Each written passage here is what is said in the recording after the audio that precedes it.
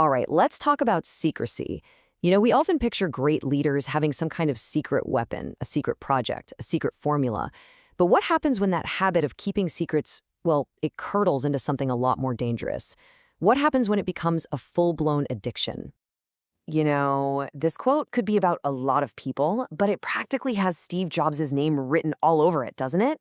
It just perfectly captures that paradox of a leader who demands these world-changing, incredible innovations, but whose methods actually create a culture of fear and silence. And that's really the core question we're digging into here. If secrecy can be so destructive, why do so many people in power lean on it so heavily?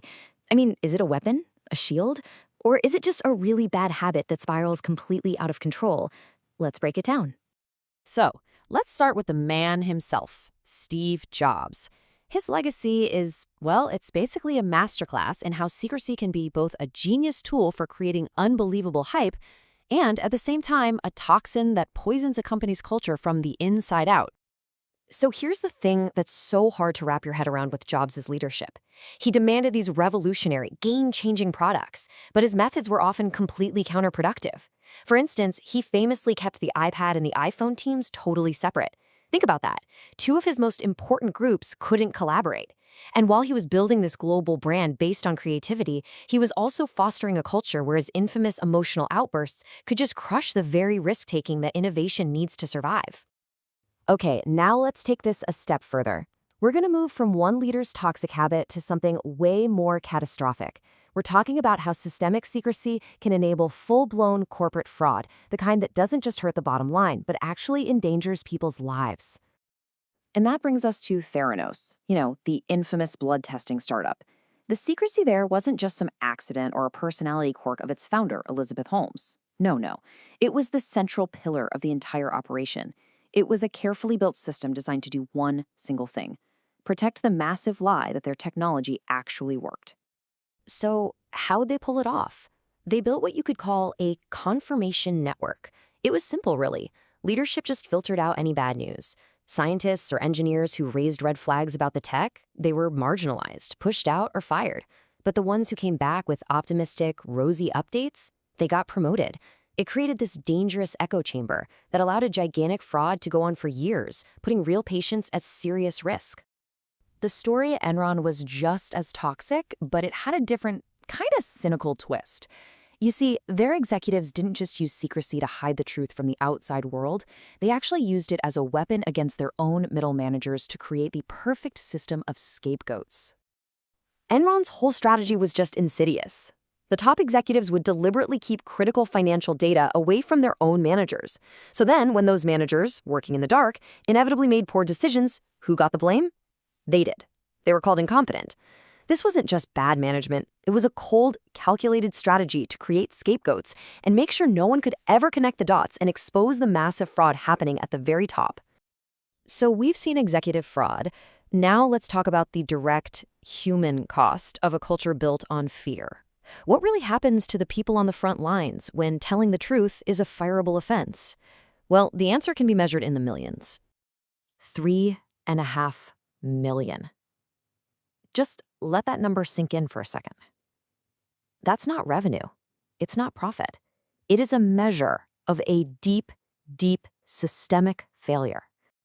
That was the number of fake bank and credit card accounts that Wells Fargo employees created without their customers knowing. And why would they do that?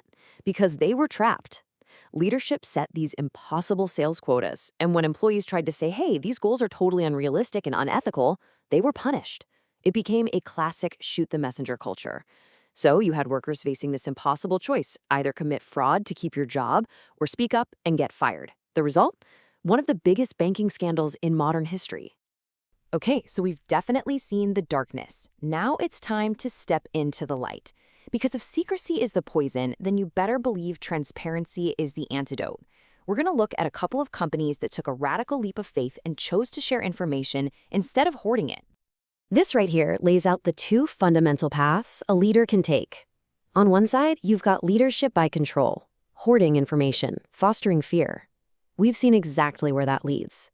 But on the other side, you have leadership by trust, sharing information, encouraging the truth, and empowering everyone. Now I know, it might sound a little idealistic, So let's see what it actually looks like in the real world. So our first story kicks off back in 1983. A guy named Jack Stack takes over a failing manufacturing division of International Harvester.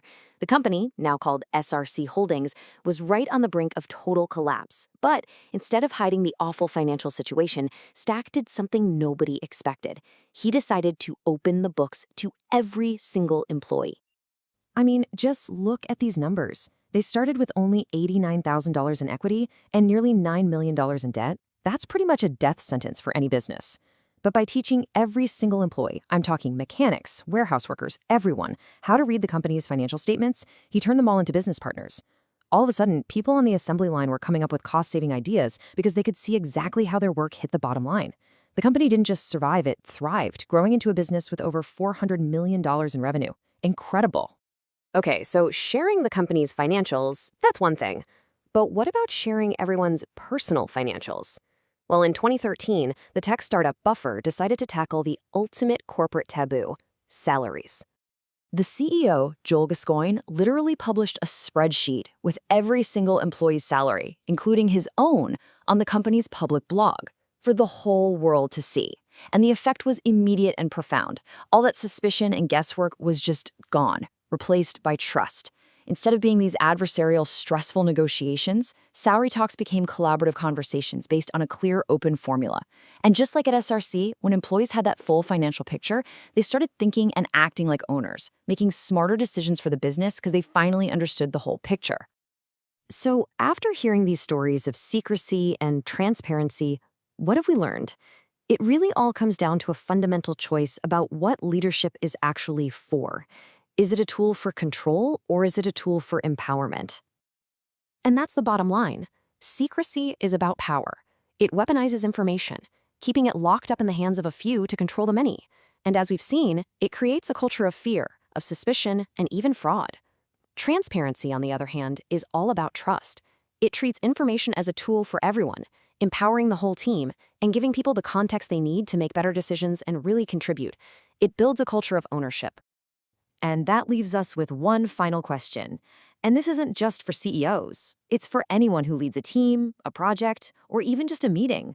When people look back, what story is your leadership going to tell? Will it be a story of control, defined by all the information you kept hidden? Or will it be one of empowerment, defined by the knowledge that you chose to share?